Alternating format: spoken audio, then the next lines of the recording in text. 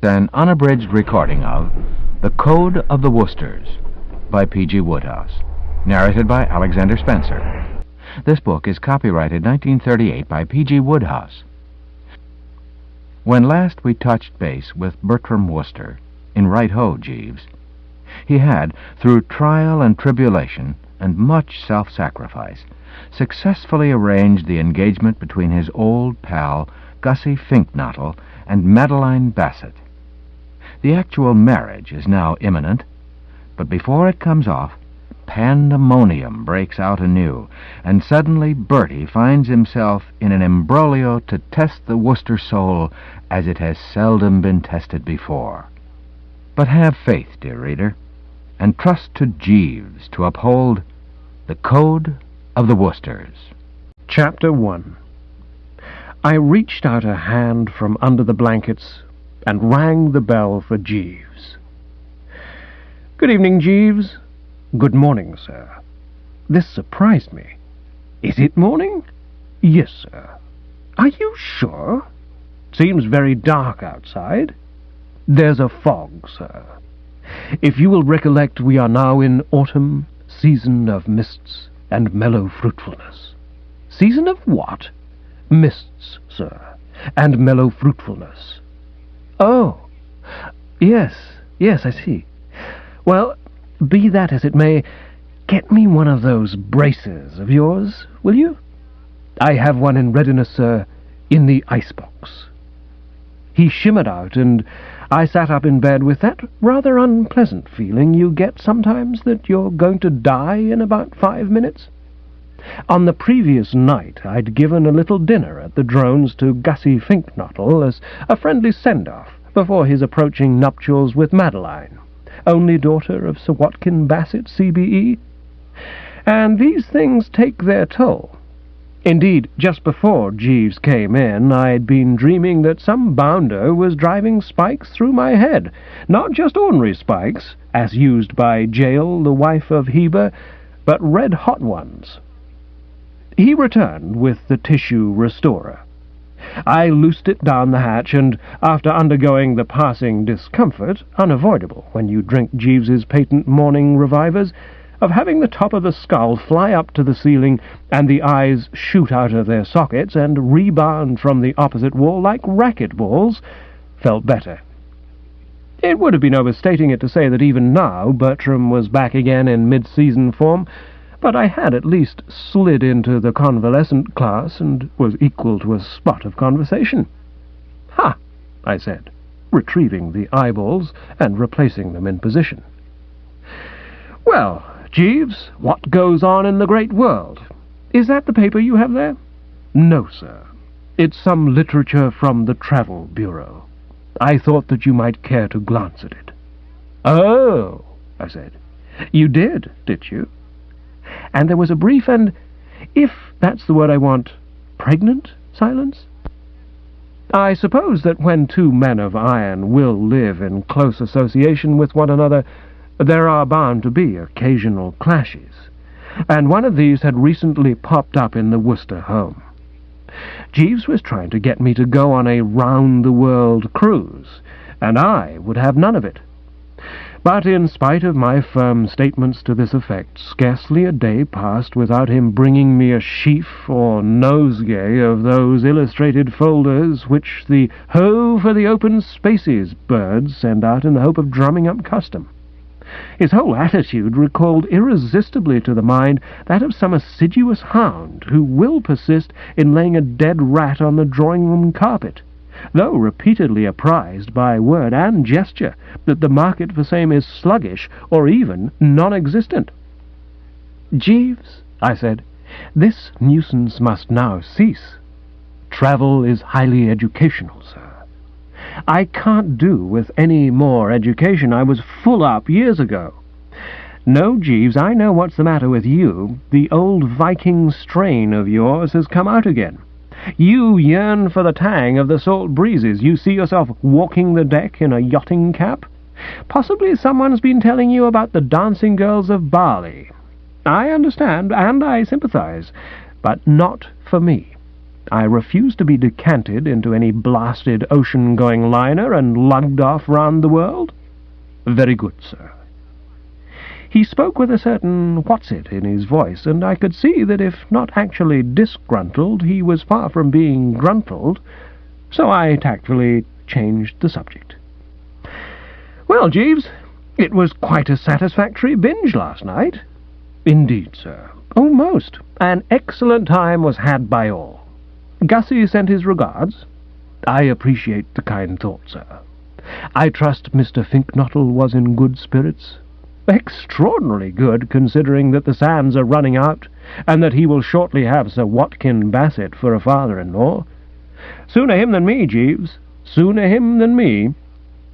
I spoke with strong feeling, and I'll tell you why. A few months before, while celebrating boat race night, I'd fallen into the clutches of the law for trying to separate a policeman from his helmet, and after sleeping fitfully on a plank bed, had been hauled up at Bosher Street next morning and fined 5 of the best. The magistrate who'd inflicted this monstrous sentence, to the accompaniment, I may add, of some very offensive remarks from the bench, was none other than old Pop Bassett, father of Gussie's bride-to-be. As it turned out, I was one of his last customers, for a couple of weeks later he inherited a pot of money from a distant relative and retired to the country. That at least was the story that had been put about. My own view was that he'd got the stuff by sticking like glue to the fines. 5 quid here, 5 quid there. You can see how it would mount up over a period of years. You haven't forgotten that man of wrath, Jeeves? A hard case, eh? Possibly Sir Watkin is less formidable in private life, sir. I doubt it. Slice him where you like. A hellhound is always a hellhound. But enough of this Bassett. Any letters today? No, sir. Telephone communications? 1, sir, from Mrs. Travers. Aunt Dahlia? She's back in town, then? Yes, sir. She expressed a desire that you would ring her up at your earliest convenience. I'll do even better, I said cordially. I will call in person. And half an hour later I was toddling up the steps of her residence and being admitted by old Seppings, her butler. Little knowing, as I crossed that threshold, that in about 2 shakes of a duck's tail I was to become involved in an imbroglio that would test the Wooster soul as it had seldom been tested before. I allude to the sinister affair of Gussie Finknottle, Madeline Bassett, old Pop Bassett, Stiffy Bing, the Rev. H.P. Stinker Pinker, the 18th century cow creamer, and the small brown leather-covered notebook. No premonition of an impending doom, however, cast a cloud on my serenity as I buzzed in. I was looking forward with bright anticipation to the coming reunion with this Dahlia. She, as I may have mentioned before, being my good and deserving aunt, not to be confused with Aunt Agatha, who eats broken bottles and wears barbed wire next the skin. Apart from the mere intellectual pleasure of chewing the fat with her, there was the glittering prospect that I might be able to cadge an invitation to lunch, and owing to the outstanding virtuosity of Anatole, her French cook, the browsing at her trough is always of a nature to lure the gourmet. The door of the morning-room was open as I went through the hall, and I caught a glimpse of Uncle Tom messing about with his collection of old silver. For a moment I toyed with the idea of pausing to pip-pip and inquire after his indigestion, a malady to which he's extremely subject, but wiser counsels prevailed. This uncle is a bird who, sighting a nephew, is apt to buttonhole him and become a bit informative on the subject of sconces and foliation, not to mention scrolls, ribbon wreaths in high relief, and gadroon borders, and it seemed to me that silence was best. I whizzed by, accordingly, with sealed lips and headed for the library, where I'd been informed that Aunt Dahlia was, at the moment, roosting. I found the old flesh and blood up to her Marcel wave in proof-sheets. As all the world knows, she's the courteous and popular proprietress of a weekly sheet for the delicately nurtured entitled Milady's Boudoir, I once contributed an article to it on what the well-dressed man is wearing. My entry caused her to come to the surface, and she greeted me with one of those cheery view-hellos which, in the days when she went in for hunting, used to make her so noticeable a figure of the Quorn, the Pytchley, and other organizations for doing the British fox a bit of no good. "Hello, ugly," she said. "What brings you here?" "I understand, aged relative, that you wish to confer with me." "I didn't want you to come barging in, interrupting my work. A few words on the telephone would have met the case. But I suppose some instinct told you that this was my busy day. If you were wondering if I could come to lunch, have no anxiety. I shall be delighted, as always. What will Anatole be giving us?" "He won't be giving you anything, my gay young tapeworm. I'm entertaining Pomona Grindle, the novelist, to the midday meal." "I should be charmed to meet her." "Well, you're not going to. It's to be a strictly tete-a-tete affair. I'm trying to get a serial out of her for the boudoir. No, all I wanted was to tell you to go to an antique shop in the Brompton Road. It's just past the Oratory, you can't miss it, and sneer at a cow creamer." I didn't get her drift. The impression I received was that of an aunt talking through the back of her neck. "Do what to a what?" "They've got an 18th century cow creamer there that Tom's going to buy this afternoon." The scales fell from my eyes. "Oh, it's a silver whatnot, is it?" "Yes, a sort of cream jug. Go there and ask them to show it to you, and when they do, register scorn." The idea being what? To sap their confidence, of course, chump. To sow doubts and misgivings in their mind and make them clip the price a bit. The cheaper he gets the thing, the better he will be pleased, and I want him to be in a cheery mood, because if I succeed in signing the Grindle up for this serial, I shall be compelled to get into his ribs for a biggish sum of money. It's sinful what these best-selling women novelists want for their stuff. So pop off there without delay and shake your head at the thing." I was always anxious to oblige the right sort of aunt, but I was compelled to put in what Jeeves would have called a nulli prosequi. Those morning mixtures of his are practically magical in their effect, but even after partaking of them, one doesn't oscillate the bean. "I can't shake my head, not today." She gazed at me with a censorious waggle of the right eyebrow. "Oh, so that's it, is it? Well, if your loathsome excesses have left you incapable of head-shaking, you can at least curl your lip." "Oh, rather." "Then carry on, and draw your breath in sharply. Also try clicking the tongue. Oh, yes, and tell them you think it's modern Dutch." "Why?" "I don't know. Apparently it's something a cow creamer ought not to be." She paused, and allowed her eye to roam thoughtfully over my perhaps somewhat corpse-like face. "So, you were out on the tiles last night, were you, my little chickadee? It's an extraordinary thing. Every time I see you, you appear to be recovering from some debauch. Don't you ever stop drinking? How about when you're asleep?" I rebutted the slur. "You wrong me, relative. Except times of special revelry, I am exceedingly moderate in my potations. A brace of cocktails, a glass of wine at dinner, and possibly a liqueur with the coffee. That is Bertie Wooster. But last night I gave a small bachelor binge for Gussie Finknottle." "You did you?" She laughed, a bit louder than I could have wished in my frail state of health, but then she is always a woman who tends to bring plaster falling from the ceiling when amused. "Spink bottle, eh? Bless his heart, how was the old Newt fancier?" "Pretty roguish." "Did he make a speech at this orgy of yours?" "Yes, I was astounded. I was all prepared for a blushing refusal, but no, we drank his health, and he rose to his feet as cool as some cucumbers, as Anatole would say, and held us spellbound. Tight as an owl, I suppose? On the contrary, offensively sober." "Well, that's a nice change." We fell into a thoughtful silence. We were musing on the summer afternoon down at her place in Worcestershire when Gussie, circumstances having so ordered themselves as to render him full to the back teeth with the right stuff, had addressed the young scholars of Market Snodsbury Grammar School on the occasion of their annual prize-giving.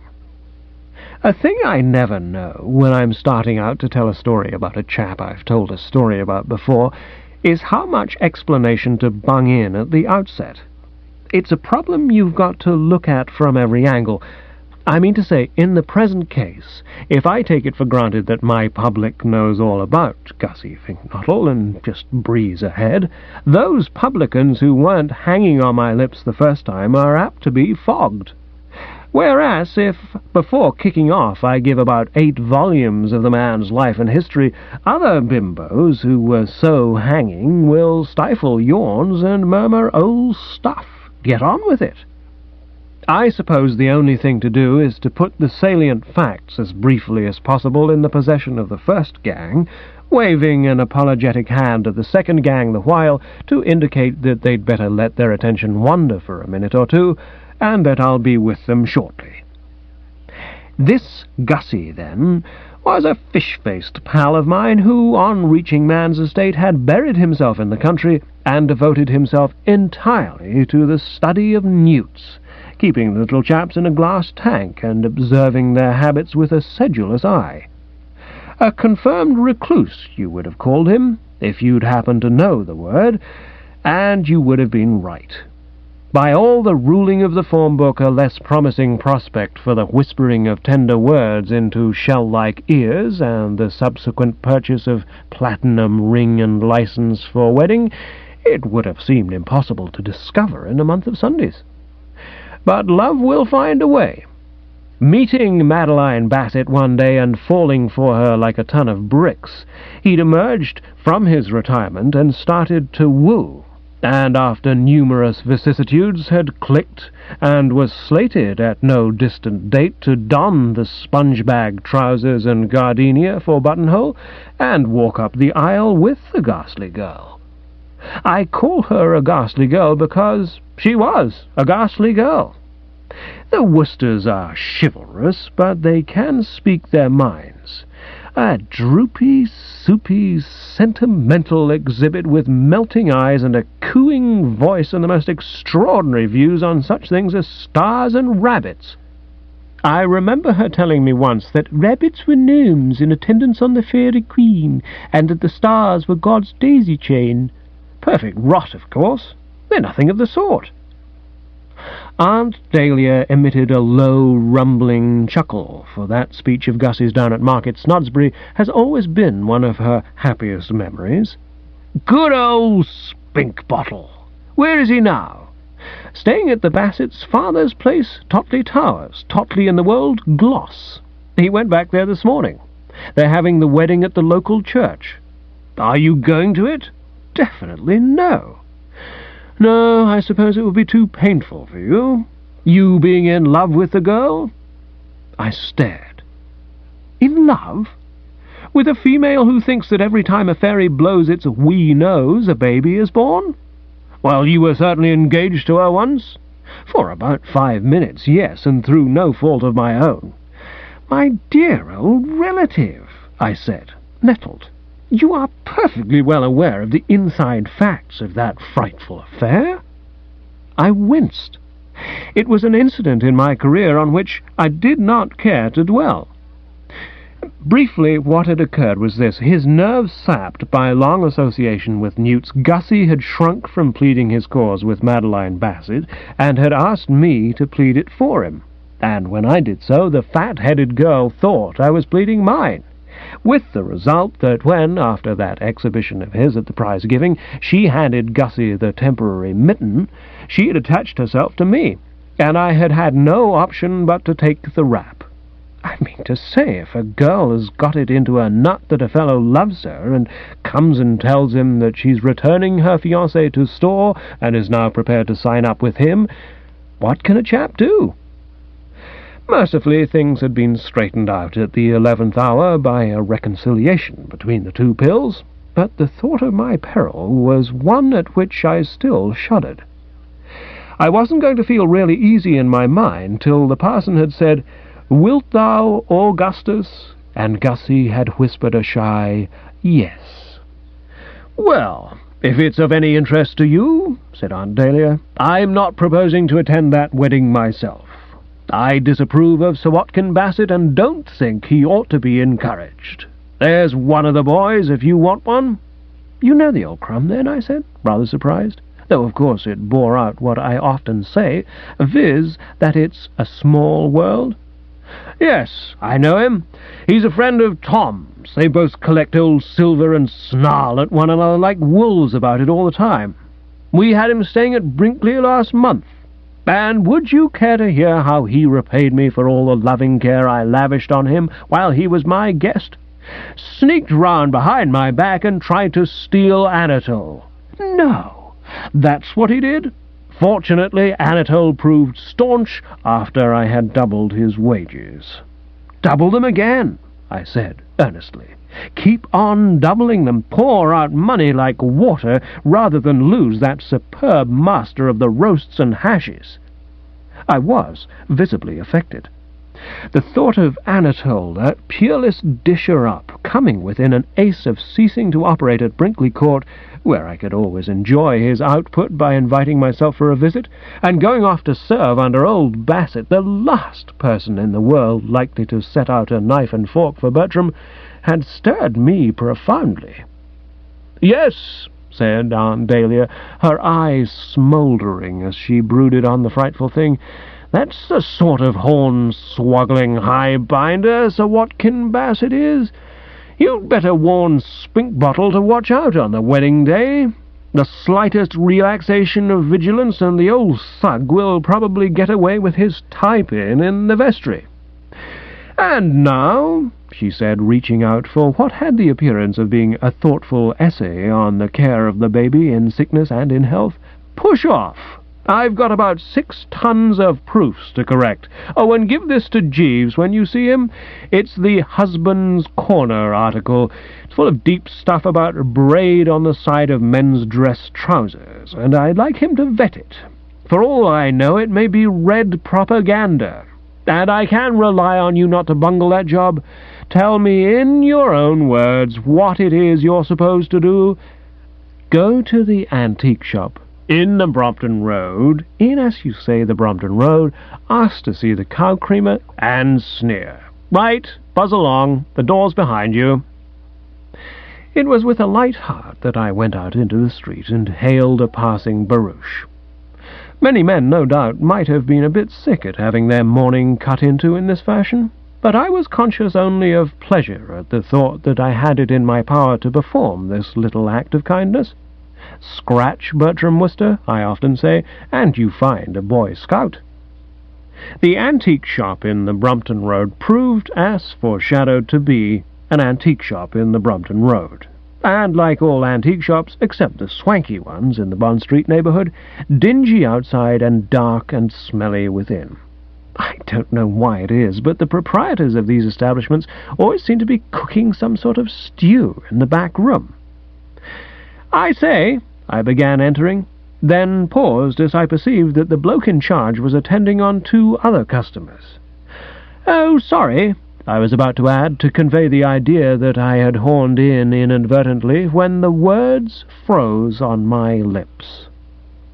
Quite a slab of misty fruitfulness had drifted into the emporium, obscuring the view, but in spite of the poor light I was able to note that the smaller and elder of these 2 customers was no stranger to me.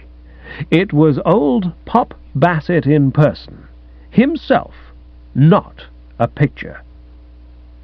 There's a tough bulldog strain in the Woosters which has often caused comment. It came out in me now. A weaker man, no doubt, would have tiptoed from the scene and headed for the horizon, but I stood firm. After all, I felt the dead past was the dead past. By forking out that £5, I had paid my debt to society and had nothing to fear from this shrimp-faced little son of a what-not, so I remained where I was, giving him the surreptitious once-over. My entry had caused him to turn and shoot a quick look at me, and at intervals since then he'd been peering at me sideways. It was only a question of time, I felt, before the hidden chord in his memory would be touched and he would realize that the slight, distinguished-looking figure leaning on its umbrella in the background was an old acquaintance. And now it was plain that he was Hep. The bird in charge of the shop had potted off into an inner room, and he came across to where I stood, giving me the up and down through his windshields. "Hello, hello," he said. "I know you, young man. I never forget a face. You came up before me once." I bowed slightly. "But not twice. Good. Learned your lesson, eh? Going straight now? Capital. Now let me see. What was it? Don't tell me. It's coming back. Of course, yes. Bag snatching." No, it was bag snatching," he repeated firmly. "I remember it distinctly. Still, it's all past and done with now, eh? We have turned over a new leaf, have we not? Splendid. Roderick, come over here. This is most interesting." His buddy, who'd been examining a salver, put it down and joined the party. He was, as I had already been able to perceive, a breathtaking cove, about 7 feet in height and swathed in a plaid ulster which made him look about 6 feet across. He caught the eye and arrested it. It was as if nature had intended to make a gorilla and had changed its mind at the last moment. But it wasn't merely the sheer expanse of the bird that impressed. Close to, what you noticed more was his face, which was square and powerful and slightly moustached towards the center. His gaze was keen and piercing.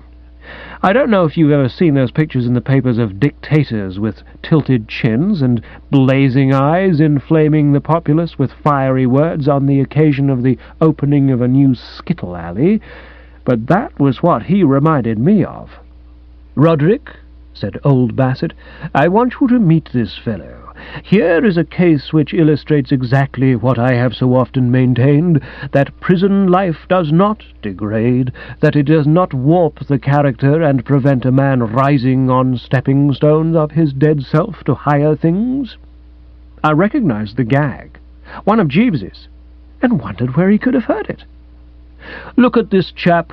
I gave him 3 months not long ago for snatching bags at railway stations, and it is quite evident that his term in jail has had the most excellent effect on him.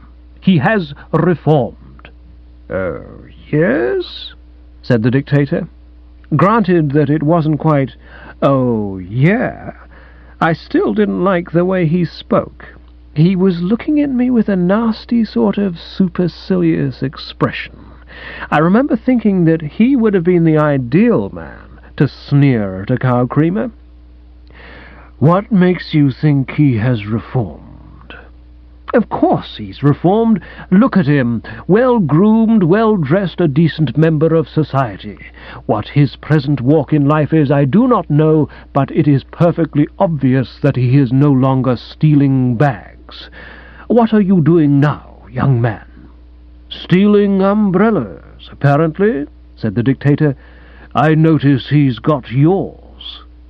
And I was on the point of denying the accusation hotly. I had indeed already opened my lips to do so, when there suddenly struck me, like a blow on the upper maxillary from a sock stuffed with wet sand, the realization that there was a lot in it. I mean to say, I remembered now that I'd come out without my umbrella, and yet here I was, beyond any question of doubt, umbrellaed to the gills. What had caused me to take up the one that had been leaning against a 17th-century chair, I can't say, unless it was the primeval instinct which makes a man without an umbrella reach out for the nearest one in sight, like a flower groping toward the sun. A manly apology seemed in order. I made it as the blunt instrument changed hands. "I say, I'm most frightfully sorry." Old Bassett said he was too, sorry and disappointed. He said it was this sort of thing that made a man sick at heart. The dictator had to shove his oar in. He asked if he should call a policeman, and old Bassett's eyes gleamed for a moment. Being a magistrate makes you love the idea of calling policemen. It's like a tiger tasting blood, but he shook his head. "No, Roderick, I couldn't. Not today, the happiest day of my life." The dictator pursed his lips as if feeling that the better the day, the better the deed. "But listen," I bleated, "it was a mistake." "Ha," said the dictator. "I thought that umbrella was mine." "That," said old Bassett, "is the fundamental trouble with you, my man. You are totally unable to distinguish between meum and tuum. Well, I'm not going to have you arrested this time, but I advise you to be very careful. Come, Roderick." They biffed off, the dictator pausing at the door to give me another look and say, "Ha!" again. A most unnerving experience all this had been for a man of sensibility, as you may well imagine, and my immediate reaction was a disposition to give Aunt Dahlia's commission the miss in baulk and return to the flat and get outside another of Jeeves's pick-me-ups. You know how hearts pant for cooling streams when heated in the chase? Very much that sort of thing. I realize now what madness it had been to go out into the streets of London with only one of them under my belt, and I was on the point of melting away and going back to the fountainhead when the proprietor of the shop emerged from the inner room, accompanied by a rich smell of stew and a sandy cat, and inquired what he could do for me. And so, the subject having come up, I said that I understood that he had an 18th century cow creamer for sale. He shook his head. He was rather a mildewed bird of gloomy aspect, almost entirely concealed behind a cascade of white whiskers. "You're too late. It's promised to a customer."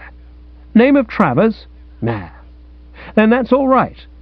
Learn, O thou of unshuffled features and agreeable disposition," I said, for one likes to be civil, "that the above Travers is my uncle. He sent me here to have a look at the thing. So dig it out, will you? I expect it's rotten." "It's a beautiful cow creamer." "Ha!" I said, borrowing a bit of the dictator's stuff. "That's what you think. We shall see." I don't mind confessing that I'm not much of a lad for old Silver, and though I've never pained him by actually telling him so, I've always felt that Uncle Tom's fondness for it is evidence of a goofiness which he would do well to watch and check before it spreads. So I wasn't expecting the heart to leap up to any great extent at the sight of this exhibit. But when the whiskered ancient pottered off into the shadows and came back with the thing, I scarcely knew whether to laugh or weep. The thought of an uncle paying hard cash for such an object got right in amongst me. It was a silver cow, but when I say cow, don't go running away with the idea of some decent self-respecting cunster such as you may observe loading grass into itself in the nearest meadow. This was a sinister, leering, underworld sort of animal, the kind that would spit out of the side of its mouth for twopence. It was about 4 inches high and 6 long. Its back opened on a hinge, its tail was arched so that the tip touched the spine, thus, I suppose, affording a handle for the cream lover to grasp. The sight of it seemed to take me into a different and a dreadful world. It was, consequently, an easy task for me to carry out the program indicated by Aunt Dahlia. I curled the lip and clicked the tongue all in one movement. I also drew in the breath sharply. The whole effect was that of a man absolutely out of sympathy with this cow creamer, and I saw the mildewed cove start as if he'd been wounded in a tender spot. "Ha! I said. "Oh, dear, dear, dear, oh, no. I don't think much of this," I said, curling and clicking freely. "All wrong. All wrong? All wrong. Modern Dutch. Modern Dutch?" He may have frothed at the mouth, or he may not, I couldn't be sure, but the agony of spirit was obviously intense. "What do you mean, modern Dutch? It's 18th century English. Look at the hallmark." "I can't see any hallmark. Oh, you blind? Here, take it outside in the street. It's lighter there." "Right-ho," I said, and started for the door, sauntering at first in a languid sort of way, like a connoisseur a bit bored at having his time wasted. I say at first, because I'd only taken a couple of steps when I tripped over the cat, and you can't combine tripping over cats with languid sauntering. Shifting abruptly into high, I shot out of the door like someone wanted by the police, making for the car after a smash-and-grab raid. The cow creamer flew from my hands, and it was a lucky thing that I happened to barge into a fellow citizen outside, or I should have taken a toss in the gutter. Well, not absolutely lucky, as a matter of fact, for it turned out to be Sir Watkin Bassett. He stood there, goggling at me with horror and indignation behind the pince-nez, and you could almost see him totting up the score on his fingers. First bag-snatching, I mean to say, then umbrella-pinching, and now this. His whole demeanour was that of a man confronted with the last straw. "Call a policeman, Roderick!" he cried, skipping like the high hills. The dictator sprang to the task. "Police! Police!" yipped old Bassett up in the tenor clef. "Police!" roared the dictator, taking the bass. And a moment later something large loomed up in the fog and said, "What's all this?" Well, I dare say I could have explained everything if I'd stuck around and gone into it, but I didn't want to stick around and go into it. Sidestepping nimbly, I picked up the feet and was gone like the wind. A voice shouted, "Stop!" But of course I didn't stop, I mean to say. Of all the damn silly ideas, I legged it down byways and along side streets and eventually fetched up somewhere in the neighborhood of Sloane Square. There I got aboard a cab and started back to civilization. My original intention was to drive to the Drones and get a bite of lunch there, but I hadn't gone far when I realized that I wasn't equal to it. I yield to no man in my appreciation of the Drones Club, its sparkling conversation, its camaraderie, its atmosphere redolent of all that is best and brightest in the metropolis, but there would, I knew, be a goodish bit of bread thrown hither and thither at this luncheon table, and I was in no vein to cope with flying bread.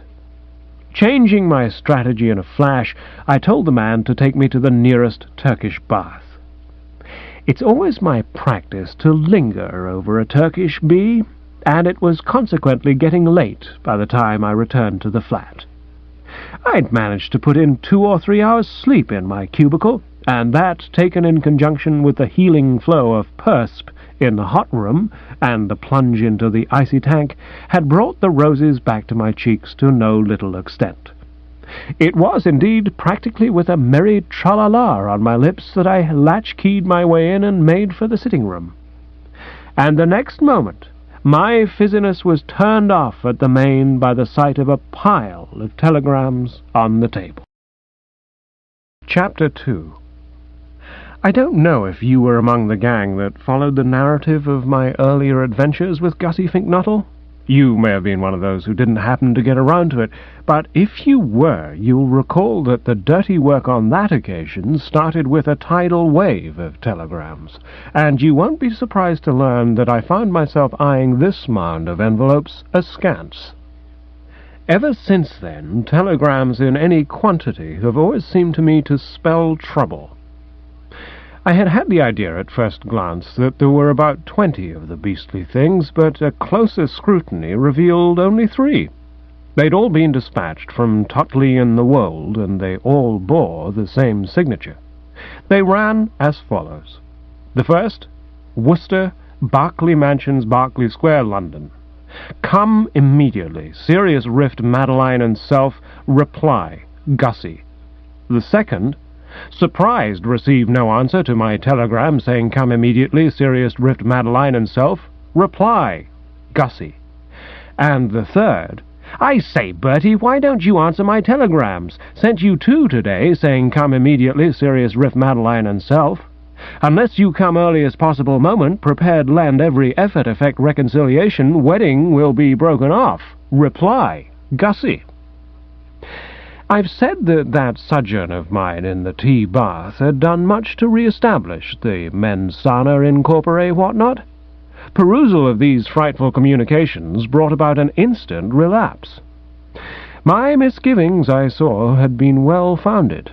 Something had whispered to me on seeing those bally envelopes that here we were again, and here we were. The sound of the familiar footstep had brought Jeeves floating out from the back premises. A glance was enough to tell him that all was not well with ye employer. "Are you ill, sir?" he inquired solicitously. I sank into a C and passed an agitated H over the B. "Not ill, Jeeves, but all of a twitter. Read these." He ran his eye over the dossier, then transferred it to mine, and I could read in it the respectful anxiety he was feeling for the well-being of the young seigneur. "Most disturbing, sir." His voice was grave. I could see that he hadn't missed the gist. The sinister import of those telegrams was as clear to him as it was to me.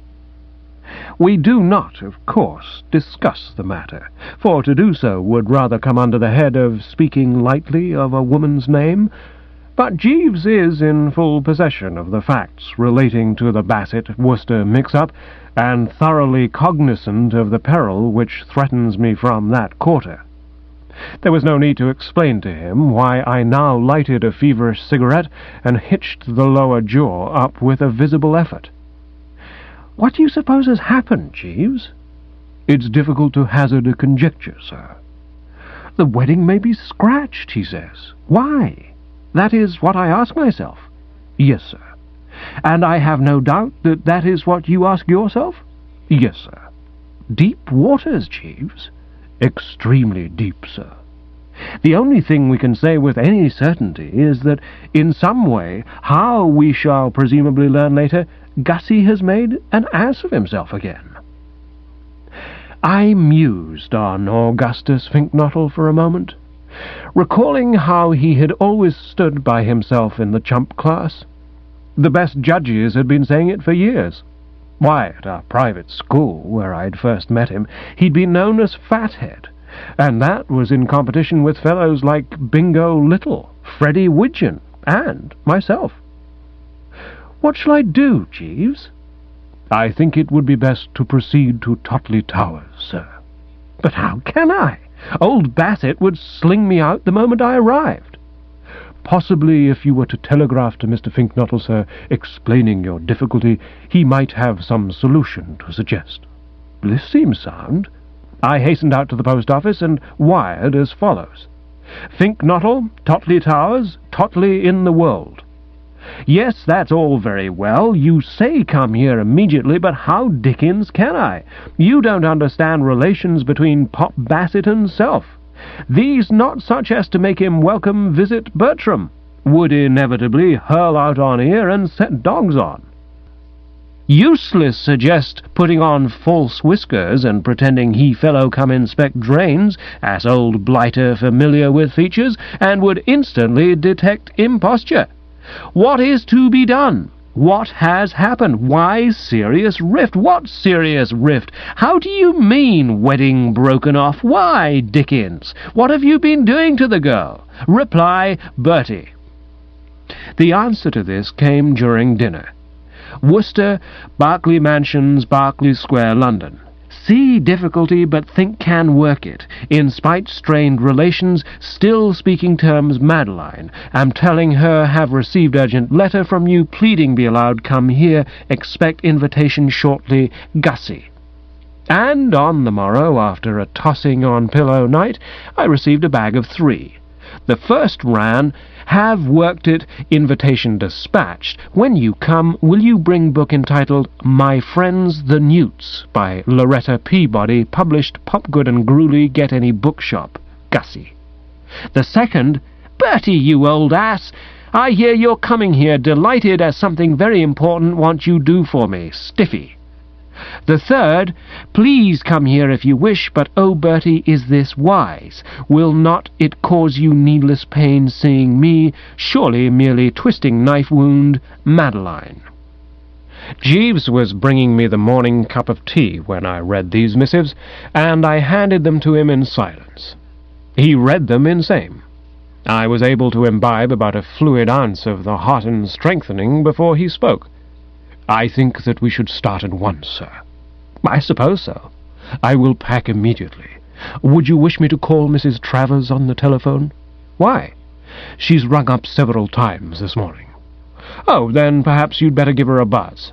"I think it will not be necessary, sir. I fancy that this would be the lady now." A long and sustained peal had sounded from the front door, as if an aunt had put her thumb on the button and kept it there. Jeeves left the presence, and a moment later it was plain that his intuition had not deceived him. A booming voice rolled through the flat, the voice which once, when announcing the advent of a fox in their vicinity, had been wont to cause members of the Quorn and Pytchley to clutch their hats and bound in their saddles. "Is that young hound awake yet, Jeeves? Oh, there you are." Aunt Dahlia charged across the threshold. At all times, and on all occasions, owing to years of fox-chivying in every kind of weather, this relative has a fairly purple face, but one noted now an even deeper mauve than usual. The breath came jerkily, and the eyes gleamed with a goofy light.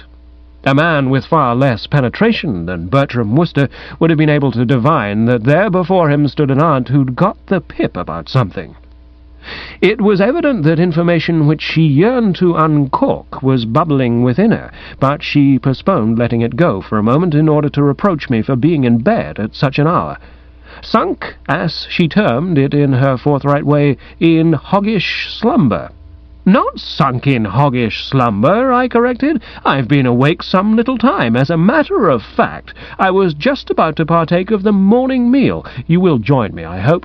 Bacon and eggs may be taken as read, but say the word and we can do a couple of kippers." She snorted with a sudden violence which 24 hours earlier would have unmanned me completely. Even in my present tolerably robust condition, it affected me rather like one of those gas explosions which slays 6. "Eggs? Kippers? What I want is a brandy and soda. Tell Jeeves to mix me one, and if he forgets to put in the soda, it'll be all right with me. Bertie, a frightful thing has happened." "Push along into the dining saloon, my fluttering old aspen," I said. "We shan't be interrupted there. Jeeves will want to come in here and pack." "Are you off somewhere?" "Totley Towers. I've had a most disturbing—" "Totley Towers? Well, I'm dashed. That's just where I came to tell you you'd jolly well got to go immediately." "Huh?" "Matter of life and death." "How do you mean?" "You'll soon see when I've explained." "Then come along to the dining-room and explain at your earliest convenience." "Now then, my dear old mysterious hinter," I said, when Jeeves had brought the foodstuffs and withdrawn, "tell me all." For an instant there was silence, broken only by the musical sound of an aunt drinking brandy and soda and self lowering a cup of coffee. Then she put down her beaker and drew a deep breath. "Bertie," she said, "I wish to begin by saying a few words about Sir Watkin Bassett, C.B.E. May Greenfly attack his roses, may his cook get tight on the night of the big dinner party, may all his hens get the staggers." "Does he keep hens?" I said, putting a point. "May his system start leaking, and may white ants, if there are any in England, gnaw away at the foundations of Totley Towers, and when he walks up the aisle with his daughter Madeline to give her away to that ass Spink Bottle, may he get a sneezing fit and find that he's come out without a pocket-handkerchief." She paused, and it seemed to me that all this, while spirited stuff, was not germane to the issue. "Quite," I said. "I agree with you in toto. But what has he done?" "I'll tell you. You remember that cow creamer?"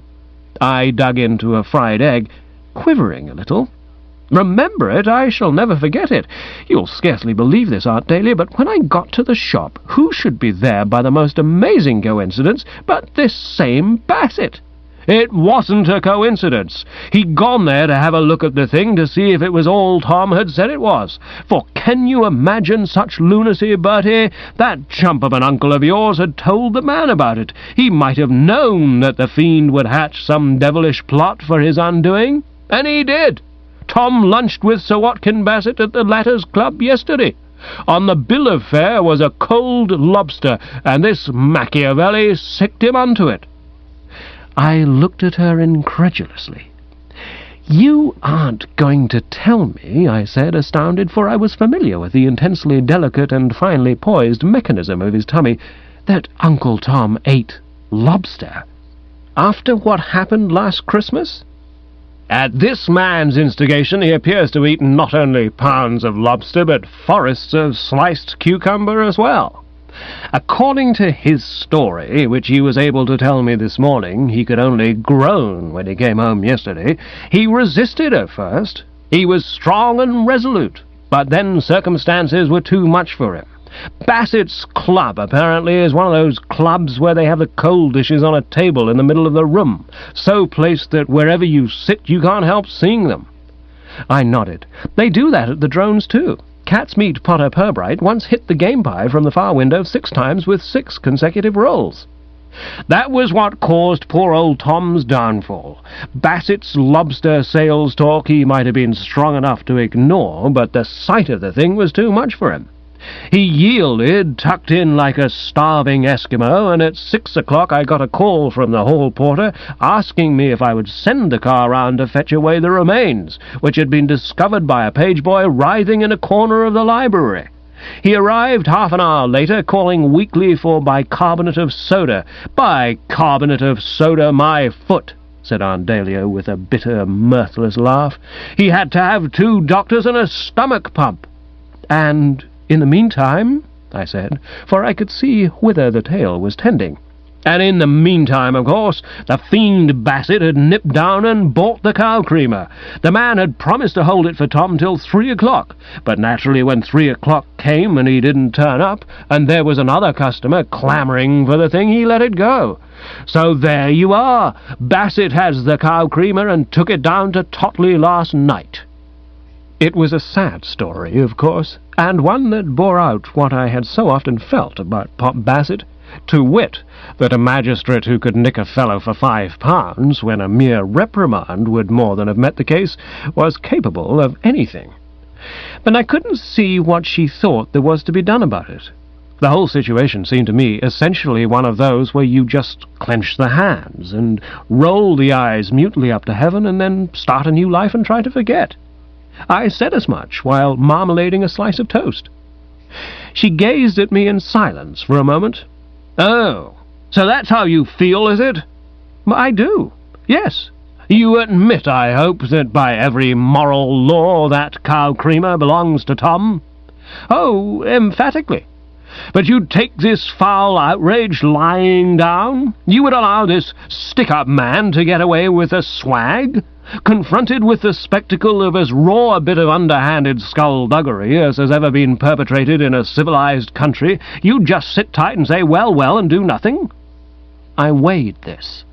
Possibly not well. I concede that the situation is one that calls for the strongest comment, but I wouldn't do anything. "Well, I'm going to do something. I'm going to pinch the damn thing." I stared at her.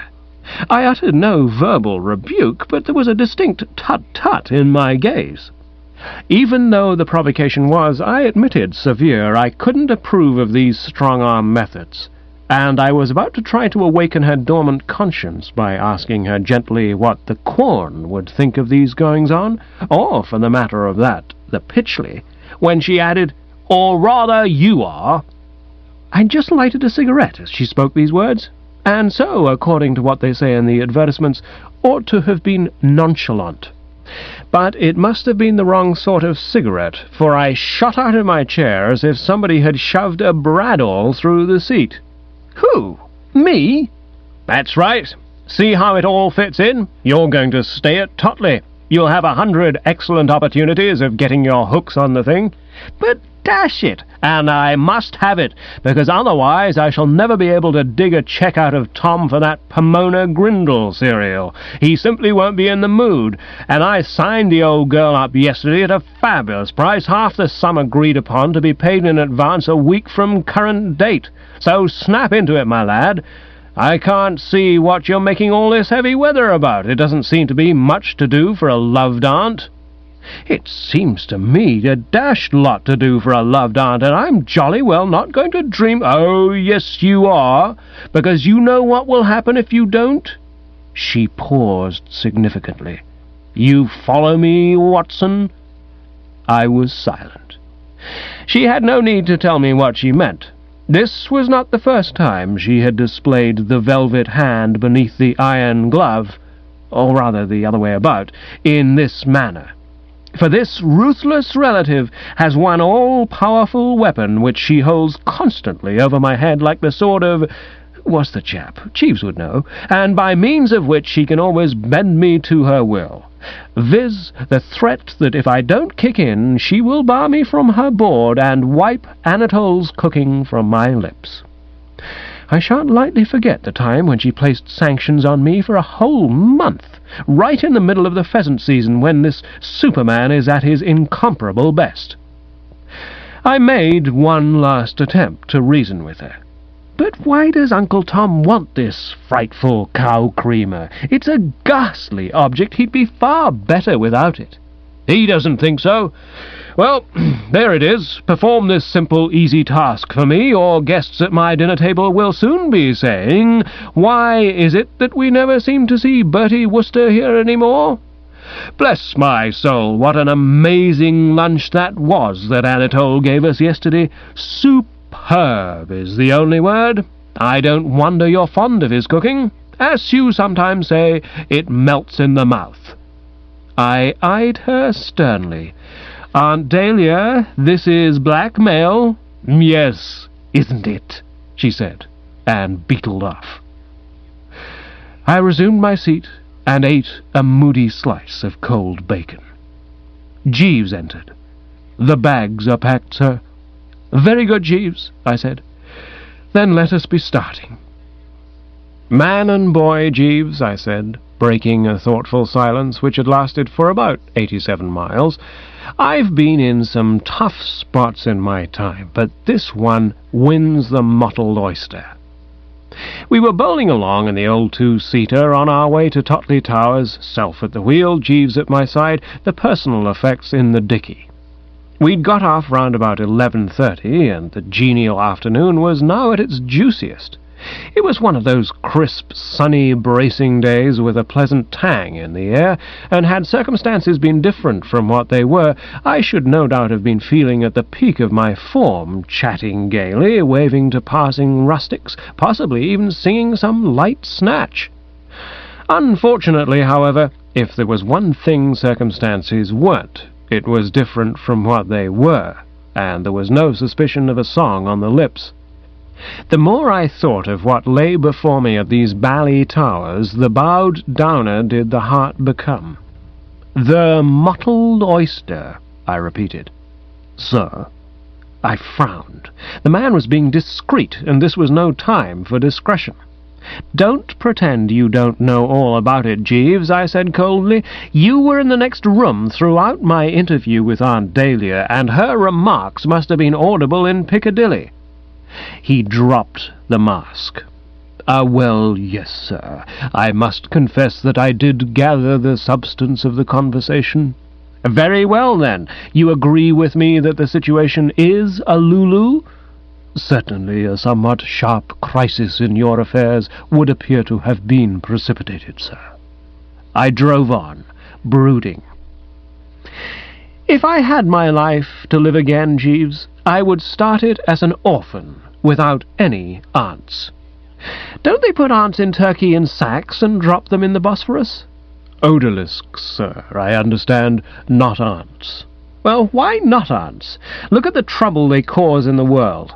I tell you, Jeeves, and you may quote me as saying this, behind every poor, innocent, harmless blighter who's going down for the third time in the soup, you will find, if you look carefully enough, the aunt who shoved him into it. There is much in what you say, sir. It's no use telling me that there are bad aunts and good aunts. At the core, they're all alike. Sooner or later, out pops the cloven hoof. Consider this Dahlia Jeeves. As sound an egg as ever cursed a foxhound for chasing a rabbit, I've always considered her, and she goes and hands me an assignment like this. Wooster, the pincher of policemen's helmets, we know. We are familiar with Wooster, the supposed bag-snatcher, but it was left for this aunt to present to the world a Wooster who goes to the houses of retired magistrates, and, while eating their bread and salt, swipes their cow-creamers. 4, I said, for I was a great deal overwrought. Most disturbing, sir. I wonder how old Bassett will receive me, Jeeves. It will be interesting to observe his reaction, sir.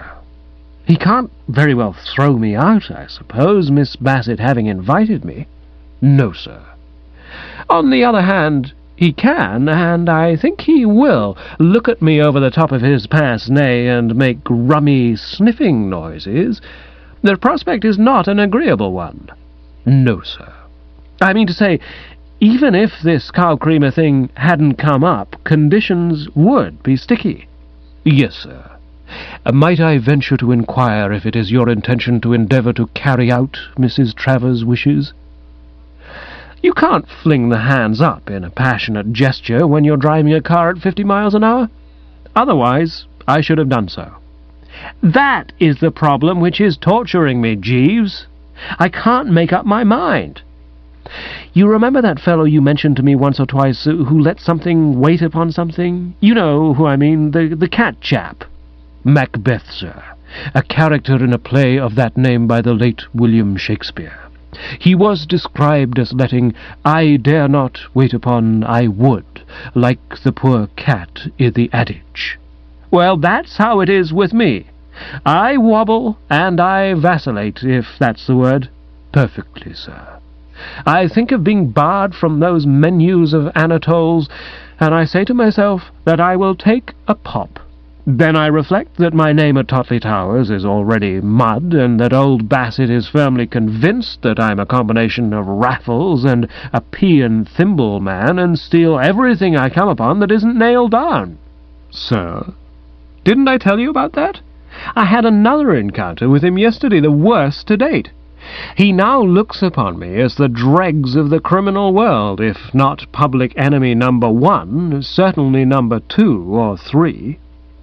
I informed him briefly of what had occurred, and conceived my emotion when I saw that he appeared to be finding something humorous in the recital. Jeeves does not often smile, but now a distinct simper had begun to wreathe his lips. A laughable misunderstanding, sir.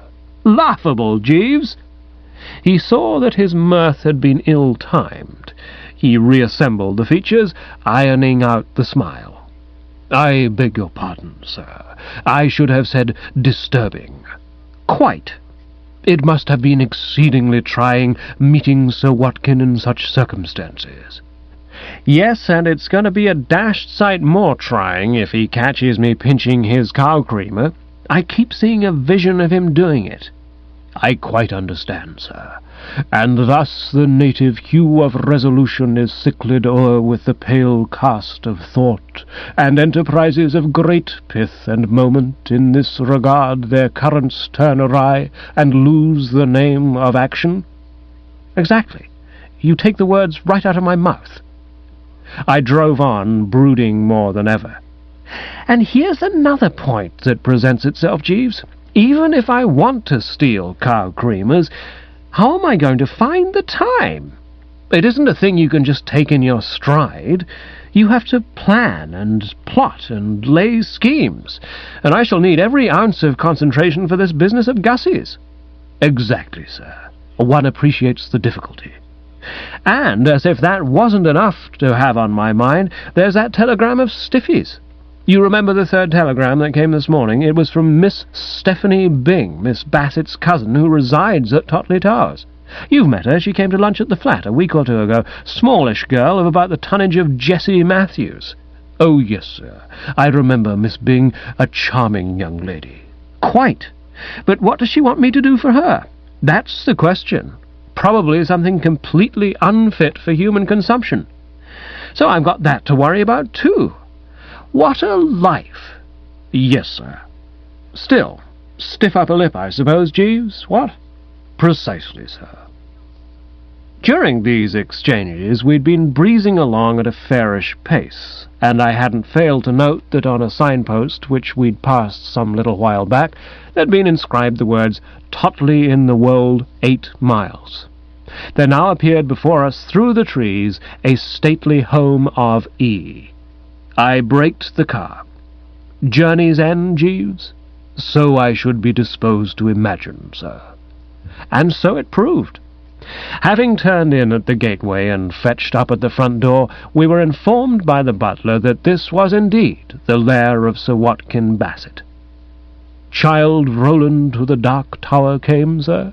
said Jeeves, as we alighted, though what he meant I hadn't an earthly. Responding with a brief, "Oh, ah," I gave my attention to the butler, who was endeavouring to communicate something to me. What he was saying, I now gathered, was that if desirous of mixing immediately with the inmates, I'd chosen a bad moment for hitting the place. So Watkin, he explained, had popped out for a breather.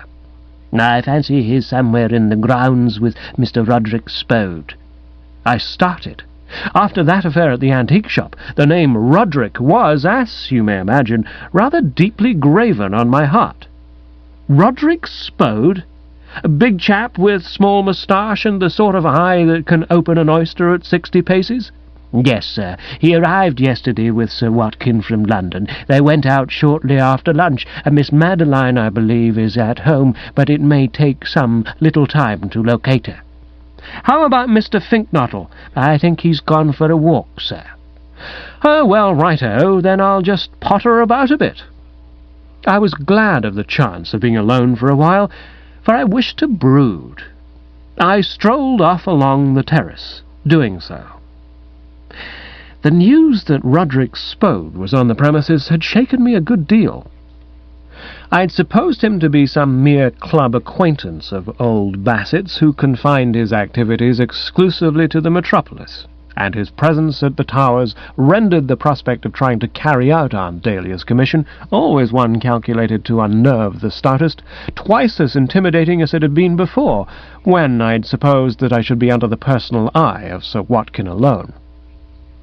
Well, you can see for yourself, I mean to say. Imagine how some unfortunate master criminal would feel on coming down to do a murder at the Old Grange, if he found that not only was Sherlock Holmes putting in the weekend there, but Hercule Poirot as well. The more I faced up to the idea of pinching that cow-creamer, the less I liked it. It seemed to me that there ought to be a middle course, and that what I had to do was explore avenues in the hope of finding some formula. Old Bassett, I noted, had laid out his money to excellent advantage. I'm a bit of a connoisseur of country houses, and I found this one well up to sample. Nice facade, spreading grounds, smoothly shaven lawns, and a general atmosphere of what is known as old-world peace. Cows were mooing in the distance, sheep and birds respectively bleating and tootling, and from somewhere near at hand there came the report of a gun, indicating that someone was having a whirl at the local rabbits. Totley Towers might be a place where man was vile, but undoubtedly every prospect pleased. And I was strolling up and down, trying to calculate how long it would have taken the old bounder, fining, say, 20 people a day, 5 quid apiece, to collect enough to pay for all this, when my attention was arrested by the interior of a room on the ground floor, visible through an open French window. It was a sort of minor drawing-room, if you know what I mean, and it gave the impression of being over-furnished. This was due to the fact that it was stuffed to bursting point with glass cases, these in their turn stuffed to bursting point with silver. It was evident that I was looking at the Bassett collection. I paused. Something seemed to draw me through the French window, and the next moment there I was, vis-à-vis, as the expression is, with my old pal, the silver cow. It was standing in a smallish case over by the door, and I peered in at it, breathing heavily on the glass. It was with considerable emotion that I perceived that the case was not locked. I turned the handle. I dipped in and fished it out. Now, whether it was my intention merely to inspect and examine, or whether I was proposing to shoot the works, I don't know. The nearest I can remember is that I had no really settled plans. My frame of mind was more or less that of a cat in an adage.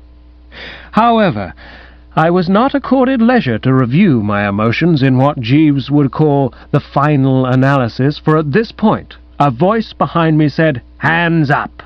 and turning I observed Roderick Spode in the window. He had a shotgun in his hand, and this he was pointing in a negligent sort of way at my third waistcoat button. I gathered from his manner that he was one of those fellows who like firing from the hip. Chapter 3. I had described Roderick Spode to the butler as a man with an eye that could open an oyster at 60 paces, and it was an eye of this nature that he was directing at me now. He looked like a dictator on the point of starting a purge, and I saw that I'd been mistaken in supposing him to be 7 feet in height, 8 at least. Also the slowly working jaw muscles. I hoped he wasn't going to say, "Ha!" but he did, and as I hadn't yet mastered the vocal cords sufficiently to be able to reply, that concluded the dialogue sequence for the moment. Then, still keeping his eyes glued on me, he shouted, "So what, kin?" There was a distant sound of, "Yes, here I am. What is it-ing?" "Come here, please. I've something to show you." Old Bassett appeared in the window, adjusting his pince-nez. I'd seen this man before, only in the decent habiliments suitable to the metropolis, and I confess that even in the predicament in which I found myself, I was able to shudder at the spectacle he presented in the country. It is, of course, an axiom, as I've heard Jeeves call it, that the smaller the man, the louder the check suit, and old Bassett's apparel was in keeping with his lack of inches. Prismatic is the only word for those frightful tweeds, and oddly enough, the spectacle of them had the effect of steadying my nerves. They gave me the feeling that nothing mattered. "Look," said Spode, "would you have thought such a thing possible?" Old Bassett was goggling at me with a sort of stunned amazement. "Good God! It's the bag snatcher!" "Yes, isn't it incredible?" "It's unbelievable! Why, damn it, it's persecution! Fellow follows me everywhere like Mary's lamb. Never a free moment. How did you catch him?" "I happened to be coming along the drive, and I saw a fugitive figure slink in at the window. I hurried up and covered him with my gun. Just in time. He'd already begun to loot the place." "Well, I'm most obliged to you, Roderick, but what I can't get over is a chap's pertinacity. You would have thought that when we foiled that attempt of his in the Brompton Road, he would have given up the thing as a bad job. But no, down he comes here next day. Well, he'll be sorry he did." "I suppose this is too serious a case for you to deal with summarily?" "I can issue a warrant for his arrest. Bring him along to the library, and I'll do it now. The case will have to go to the assizes or to the sessions." "What will he get, do you think?" "Not easy to say, but certainly not less than—" "Hi!" I said. I had intended to speak in a quiet, reasonable voice, going on after I'd secured their attention to explain that I was on these premises as an invited guest. but for some reason the word came out like something Aunt Dahlia might have said to a fellow member of the Pytchley half a mile away across a ploughed field. And old Bassett shot back as if he'd been jabbed in the eye with a burned stick. Spode commented on my methods of voice production. "Don't shout like that." "Nearly broke my eardrum," grumbled old Bassett. "But listen," I yelled. "Will you listen?" A certain amount of confused argument then ensued, Self trying to put the case for the defence, and the opposition rather harping a bit on the row I was making. And in the middle of it all, just as I was showing myself in particularly good voice, the door opened, and somebody said, "Goodness gracious!" I looked round. Those parted lips, those saucer-like eyes, that slender figure drooping slightly at the hinges. Madeline Bassett was in our midst. "Goodness gracious!" she repeated.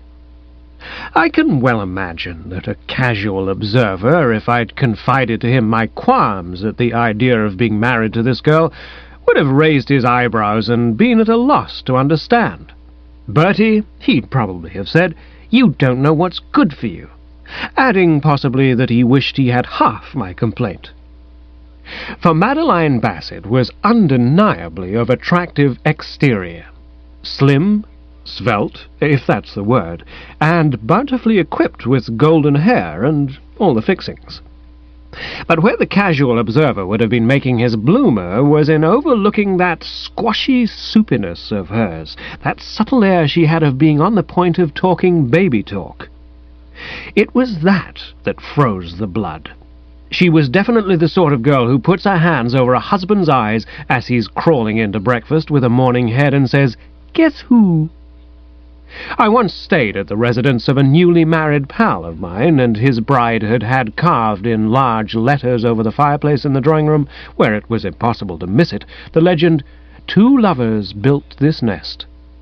And I can still recall the look of dumb anguish in the other half of the sketch's eyes every time he came in and saw it. Whether Madeline Bassett, on entering the marital state, would go to such an awful extreme, I couldn't say, but it seemed most probable. She was looking at us with a sort of pretty wide-eyed wonder. "Whatever is all the noise about?" she said. "Why, Bertie, when did you get here?" "Oh, hello. I've just arrived." "Did you have a nice journey down?" "Oh, rather, thanks. I came in the two-seater." "You must be quite exhausted." "Oh, no, thanks. Rather not." "Well, tea will be ready soon. I see you've met Daddy." "Yes, I've met Daddy." "And Mr. Spode?" "And Mr. Spode." "I don't know where Augustus is, but he's sure to be in to tea." "I'll count the moments." Old Bassett had been listening to these courtesies with a dazed expression on the map, gulping a bit from time to time like a fish that's been hauled out of a pond on a bent pin, and isn't at all sure it's equal to the pressure of events. One followed the mental processes, of course. To him, Bertram was a creature of the underworld who stole bags and umbrellas, and, what made it worse, didn't even steal them well. No father likes to see his ewe lamb on chummy terms with such a one. "You don't mean you know this man?" he said. Madeline Bassett laughed the tinkling, silvery laugh, which was one of the things that had got her so disliked by the better element. "Why, Daddy, you're too absurd. Of course I know him. Bertie Wooster is an a very dear old friend of mine. I told you he was coming here today." Old Bassett seemed not abreast. Spode didn't seem any too abreast either. "This isn't your friend Mr. Wooster?" "Of course." "But he snatches bags." "Umbrellas," prompted Spode, as if he'd been the King's Remembrancer or something. "And umbrellas," assented old Bassett, "and makes daylight raids on antique shops." Madeline wasn't abreast, making 3 in all. "Daddy!" Old Bassett stuck to it stoutly. "He does, I tell you. I've caught him at it." "I've caught him at it," said Spode. "We've both caught him at it," said old Bassett. "All over London. Whenever you go in London, there you will find this fellow stealing bags and umbrellas, and now in the heart of Gloucestershire." "Nonsense," said Madeline. I saw that it was time to put an end to all this rot. I was about fed up with that bag-snatching stuff. Naturally, one doesn't expect a magistrate to have all the details about the customers at his finger ends. Pretty good, of course, remembering his clientele at all, but one can't just keep passing a thing like that off tactfully. "Of course it's nonsense," I thundered. "The whole thing is one of those laughable misunderstandings." I must say I was expecting that my explanation would have gone better than it did. What I'd anticipated was that after a few words from myself, outlining the situation, there would have been roars of jolly mirth, followed by apologies and backslappings. But old Bassett, like so many of these police court magistrates, was a difficult man to convince. Magistrates' natures soon get warped. He kept interrupting and asking questions and cocking an eye at me as he asked them. You know what I mean, questions beginning with, "Just one moment," and "You say," and "Then are you asking us to believe?" Offensive. Very. However, after a good deal of tedious spade work, I managed to get him straight on the umbrella, and he conceded that he might have judged me unjustly about that. "But how about the bags?" "There weren't any bags." "I certainly sentenced you for something at Bosher Street. I remember it vividly." I pinched a policeman's helmet. "That's just as bad as snatching bags." Roderick Spode intervened unexpectedly. Throughout this, well, dash it, this absolute trial of Mary Duggan, he'd been standing by, thoughtfully sucking the muzzle of his gun and listening to my statement as if he thought it was all pretty thin. But now a flicker of human feeling came into his granite face. "No," he said. "I don't think you can go so far as that. When I was at Oxford, I once stole a policeman's helmet myself." I was astounded. Nothing in my relations with this man had given me the idea that he, too, had, so to speak, once lived in Arcady. It just showed, as I often say, that there is good in the worst of us. Old Bassett was plainly taken aback. Then he perked up. "Well, how about that affair at the antique shop, eh? Didn't we catch him in the act of running off with my cow creamer? What's he got to say about that?" Spode seemed to see the force of this. He removed the gun, which he'd replaced between his lips, and nodded. "The bloke at the shop had given it to me to look at," I said shortly. "He advised me to take it outside where the light was better." "You were rushing out." "Staggering out. I trod on the cat." "What cat?" "It appeared to be an animal attached to the personnel of the Emporium." I saw no cat." "Did you see a cat, Roderick?" "No, no cat." "Ha! Well, we'll pass over the cat." "But I didn't," I said, with one of my lightning flashes. "We will pass over the cat," repeated old Bassett, ignoring the gag and leaving it lying there, "and come to another point. What were you doing with that cow creamer? You say you were looking at it. You were asking us to believe that you were merely subjecting it to a perfectly innocent scrutiny? Why? What was your motive? What possible interest could it have for a man like you?" "Exactly," said Spode. "The very question I was going to ask myself." This bit of backing out from a pal had the worst effect on old Bassett. It encouraged him to so great an extent that he now yielded completely to the illusion that he was back in his bally police court. "You say the proprietor of the shop handed it to you? I put it to you that you snatched it up and were making off with it. And now Mr. Spode catches you here with the thing in your hands. How do you explain that? What's your answer to that, eh?" "Why, Daddy," said Madeline. I dare say you've been wondering at this pancake silence during all the cut-and-thrust stuff which had been going on. It's readily explained. What had occurred was that shortly after saying nonsense in the earlier portion of the proceedings, she had happened to inhale some form of insect life, and since then had been choking quietly in the background. And as the situation was far too tense for us to pay any attention to choking girls, she'd been left to carry on under her own steam while the men threshed out the subject on the agenda paper. She now came forward, her eyes still watering a bit. "Why, Daddy," she said, "naturally your silver would be the first thing Bertie would want to look at. Of course he's interested in it. Bertie is Mr. Travers's nephew." "What?" "Didn't you know that? Your uncle has a wonderful collection, hasn't he, Bertie? I suppose he's often spoken to you of Daddy's." There was a pause. Old Bassett was breathing heavily. I didn't like the look of him at all. He glanced from me to the cow-creamer, and from the cow-creamer to me, then back from me to the cow-creamer again, and it would have taken a far less astute observer than Bertram to fail to read what was passing in his mind.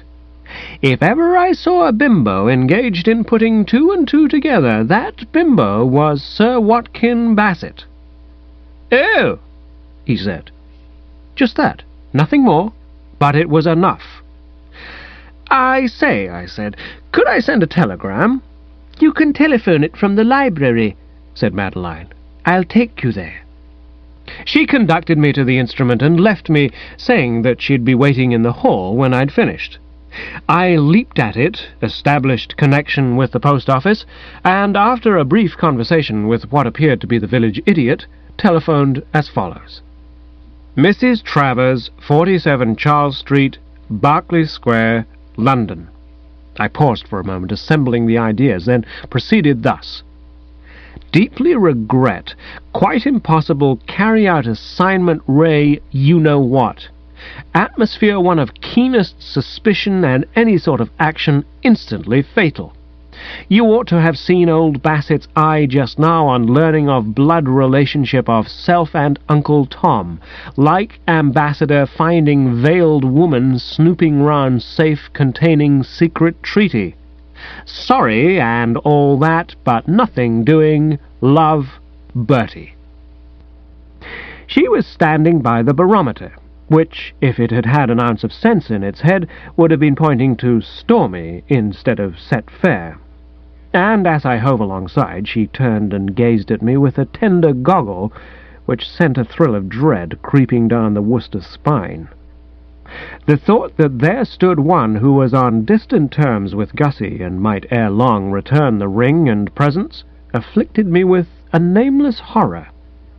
I resolved that if a few quiet words from a man of the world could heal the breach, they should be spoken. "Oh, Bertie," she said in a low voice like beer trickling out of a jug, "you ought not to be here." My recent interview with old Bassett and Roderick Spode had rather set me thinking along those lines myself, but I hadn't had time to explain that this was no idle social visit, and that if Gussie hadn't been sending out SOSs, I wouldn't have dreamed of coming within 100 miles of the frightful place. She went on, looking at me as if I were a rabbit which was expecting shortly to turn into a gnome. "Why did you come? Oh, I know what you're going to say. You felt that cost what it might, you had to see me again, just once. You couldn't resist the urge to take away with you one last memory which you could cherish down the lonely years. Oh, Bertie, you remind me of Rudel." The name was new to me. Rudel? "The Seigneur Geoffroy Rudel, Prince of Bléon-Saintonge." I shook my head. "Never met him, I'm afraid. Pal of yours?" "He lived in the Middle Ages. He was a great poet, and he fell in love with the wife of the Lord of Tripoli." I stirred uneasily. I hoped she was going to keep it clean. "For years he loved her, and at last he could resist no longer. He took ship to Tripoli, and his servants carried him ashore." "Not feeling so good?" I said, groping. "Rough crossing?" "He was dying. Of love." "Oh, ah." "They bore him into Lady Melisandre's presence on a litter, and he had just strength enough to reach out and touch her hand. Then he died." She paused, and heaved a sigh that seemed to come straight up from the cami knickers. A silence ensued. "Terrific," I said, feeling I had to say something, though personally I didn't think the story a patch on the one about the travelling salesman and the farmer's daughter. Different, of course, if one had known the chap. She sighed again. "You see now why I said you reminded me of Rudel. Like him, you came to take one last glimpse of the woman you loved. It was dear of you, Bertie, and I shall never forget it. It will always remain with me as a fragrant memory, like a flower pressed between the leaves of an old album. But was it wise? Should you not have been strong? Would it not have been better to have ended it all cleanly that day when we said goodbye at Brinkley Court, and not to have reopened the wound? We had met, and you had loved me, and I had to tell you that my heart was another's. That should have been our farewell." "Absolutely," I said. "I mean to say, all that was perfectly sound as far as it went. If her heart really was another's, fine. Nobody more pleased than Bertram. The whole nub of the thing was it? But I had a communication from Gussie more or less indicating that you and he were She looked at me like someone who'd just solved the crossword puzzle with a shrewd emu in the top right-hand corner. "So that was why you came. You thought that there might still be hope. Oh, Bertie, I'm sorry, so sorry." Her eyes were misty with the unshed and about the size of soup plates. "No, Bertie, really there is no hope, none. You mustn't build dream castles. It can only cause you pain. I love Augustus. He is my man." "And you haven't parted brass rags?" "Of course not."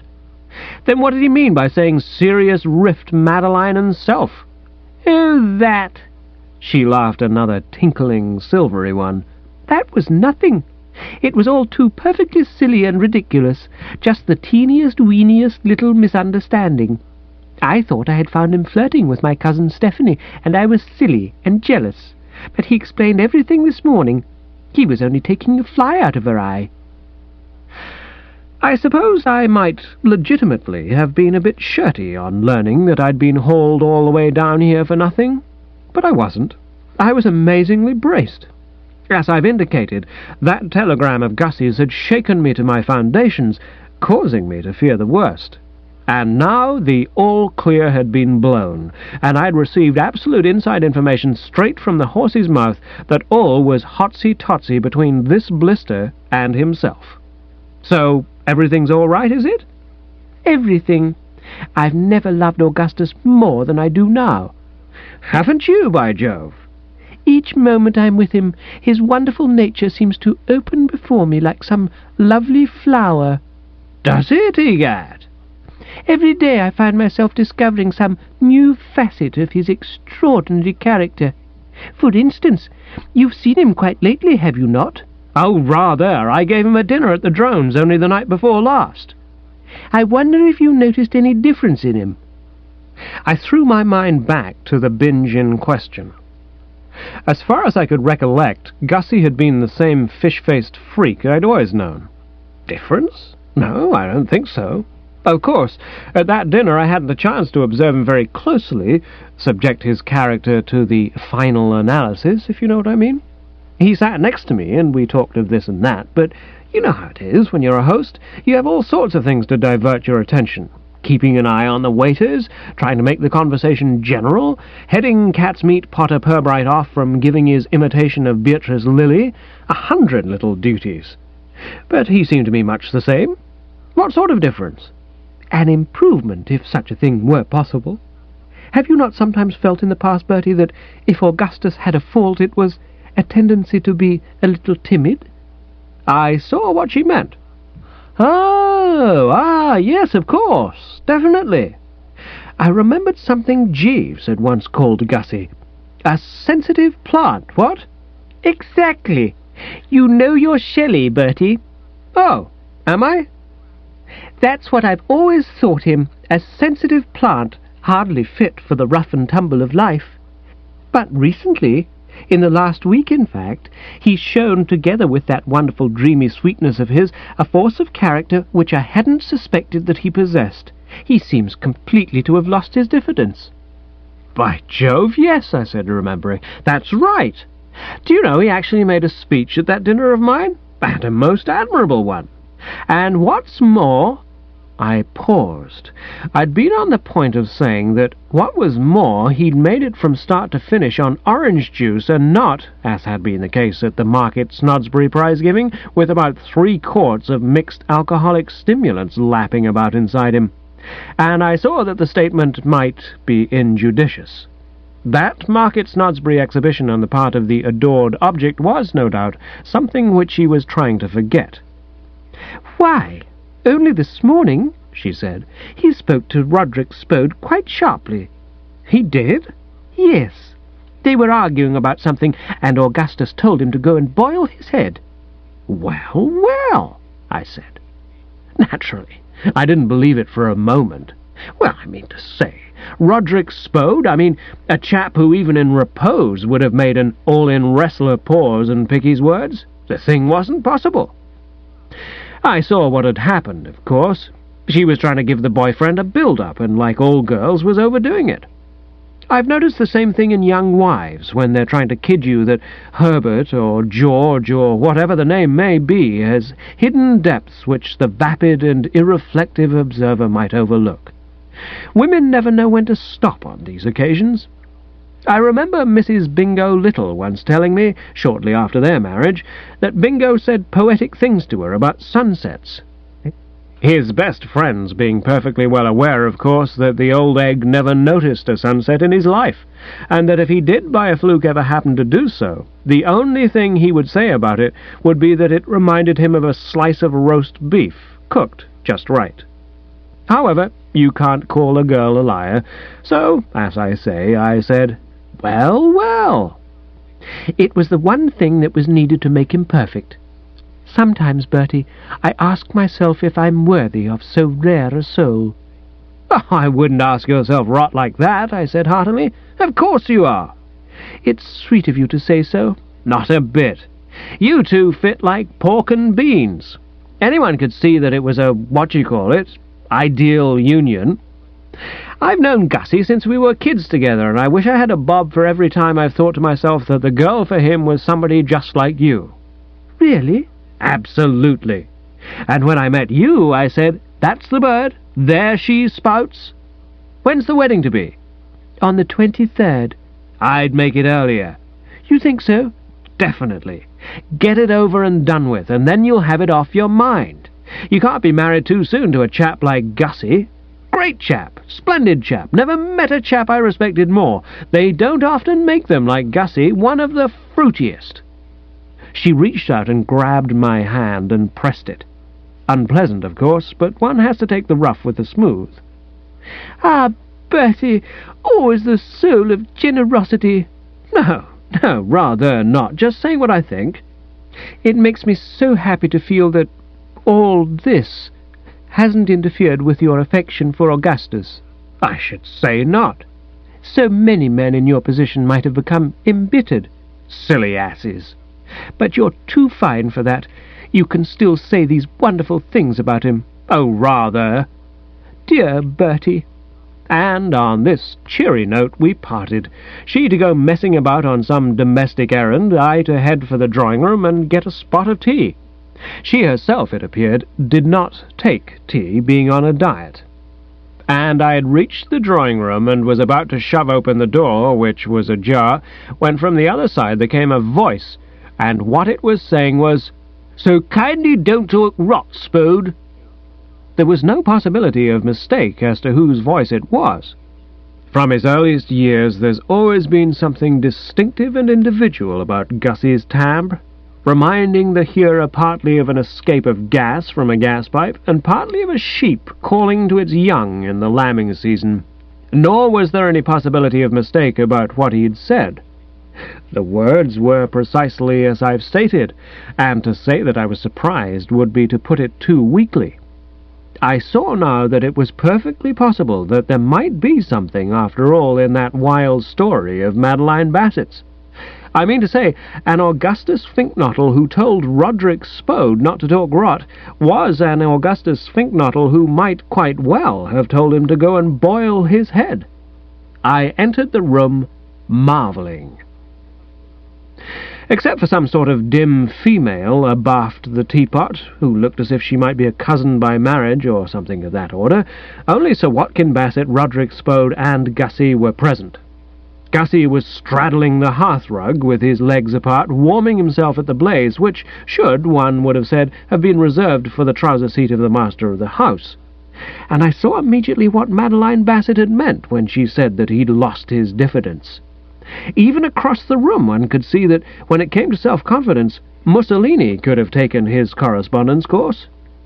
He sighted me as I entered, and waved what seemed to me a dashed, patronizing hand. Quite the ruddy squire graciously receiving the deputation of tenantry. "Ah, Bertie, so here you are." "Yes." Come in, and have a crumpet." "Thanks." "Did you bring that book I asked you to?" "Awfully sorry, I forgot." "Well, of all the muddle-headed asses that ever stepped, you certainly are the worst. Others abide our question, thou art free." And dismissing me with a weary gesture, he called for another potted meat sandwich. I've never been able to look back on my first meal at Totley Towers as among my happiest memories. The cup of tea on arrival at a country house is a thing which, as a rule, I particularly enjoy. I like the crackling logs, the shaded lights, the scent of buttered toast, the general atmosphere of leisured coziness. There's something that seems to speak to the deeps in me in the beaming smile of my hostess and the furtive whisper of my host as he plucks at my elbow and says, "Let's get out of here and go and have a whiskey and soda in the gun-room."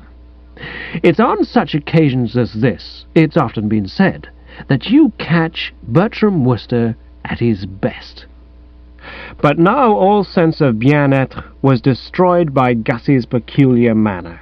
That odd suggestion he conveyed of having bought the place. It was a relief when the gang had finally drifted away, leaving us alone. There were mysteries here which I wanted to probe. I thought it best, however, to begin by taking a second opinion on the position of affairs between himself and Madeline. She told me that everything was now hunky-dory once more, but it was one of those points on which you can't have too much assurance. "I saw Madeline just now," I said.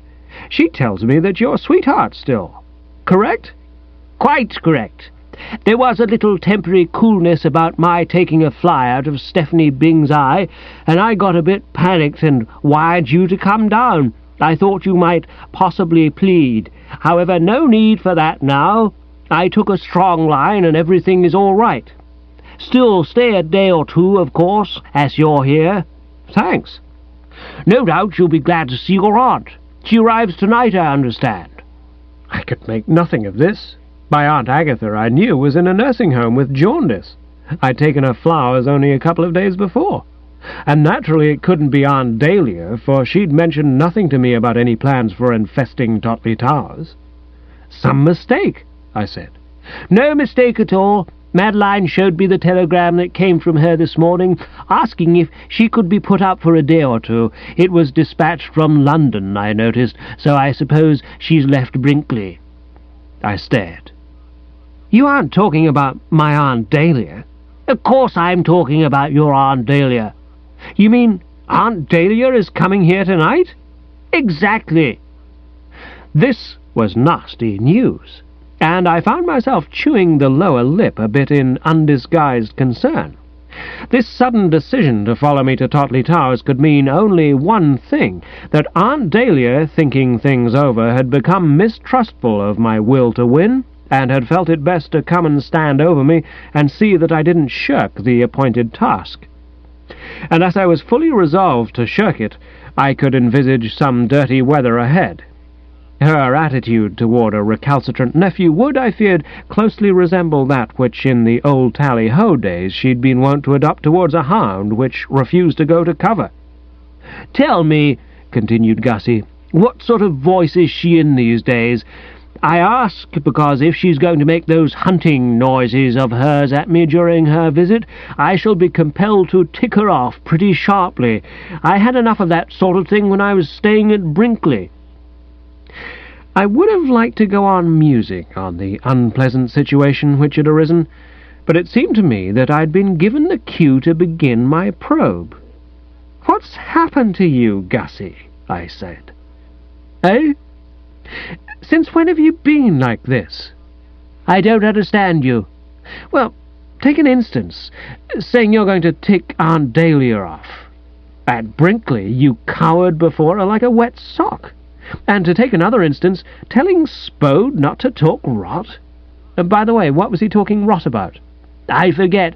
He talks so much rot." "I wouldn't have the nerve to tell Spode not to talk rot," I said frankly. My candour met with an immediate response. "Well, to tell you the truth, Bertie," said Gussie, coming clean, "neither would I. A week ago." "What happened a week ago?" "I had a spiritual rebirth, thanks to Jeeves. There's a chap, Bertie." "Ah. We are as little children frightened of the dark, and Jeeves is the wise nurse who takes us by the hand and switches the light on?" "Precisely. Would you care to hear about it?" I assured him that I was all agog. I settled myself in my chair and, putting match to gasper, awaited the inside story. Gussie stood silent for a moment. I could see that he was marshalling his facts. He took off his spectacles and polished them. "A week ago, Bertie," he began, "my affairs had reached a crisis. I was faced by an ordeal, the mere prospect of which blackened the horizon. I discovered that I would have to make a speech at the wedding breakfast. Well, naturally. I know, but for some reason I had not foreseen it, and the news came as a stunning blow. And I shall tell you why I was so overcome by stark horror at the idea of making a speech at the wedding breakfast. It was because Roderick Spode and Sir Watkin Bassett would be in the audience. Do you know Sir Watkin intimately?" "Not very. He once fined me £5 at his police court." "Well, you can take it from me that he's a hard nut, and he strongly objects to having me as a son-in-law. For one thing, he would have liked Madeline to marry Spode, who I may mention has loved her since she was so high." "Oh, yes," I said, courteously concealing my astonishment that anyone except a certified boob like himself could deliberately love this girl. "Yes, but apart from the fact that she wanted to marry me, he didn't want to marry her. He looks upon himself as a man of destiny, you see, and feels that marriage would interfere with his mission. He takes a line through Napoleon." I felt that before proceeding further, I must get the lowdown on this Spode. I didn't follow all this man of destiny stuff. "How do you mean his mission? Is he someone special?" "Don't you ever read the papers? Roderick Spode is the founder and head of the Saviours of Britain, a fascist organisation better known as the Black Shorts. His general idea, if he doesn't get knocked on the head with a bottle in one of the frequent brawls in which he and his followers indulge, is to make himself a dictator." Well, I'm blowed. I was astounded at my keenness of perception. The moment I'd set eyes on Spode, if you remember, I'd said to myself, "What ho, a dictator!" And a dictator he'd proved to be. I couldn't have made a better shot if I'd been one of those detectives who see a chap walking along the street and deduce that he's a retired manufacturer of poppet valves named Robinson with rheumatism in one arm living at Clapham. Well, I'm dashed. I thought he was something of that sort. That chin, those eyes, and for the matter of that moustache. By the way, when you say shorts, you mean shirts, of course? No. By the time Spode formed his association, there were no shirts left. He and his adherents wear black shorts. Footer-bags, you mean? Yes. How perfectly foul. Yes. Bare knees? Bare knees. Golly. Yes. A thought struck me, so revolting that I nearly dropped my gasper. Does old Bassett wear black shorts? No, he isn't a member of the Saviours of Britain. Then how does he come to be mixed up with Spode? I met them going around London like a couple of sailors on shore leave. Sir Watkin is engaged to be married to his aunt, a Mrs. Wintergreen, widow of the late Colonel H.H. Wintergreen of Pont Street. I mused for a moment, reviewing in my mind the scene in the antique bin.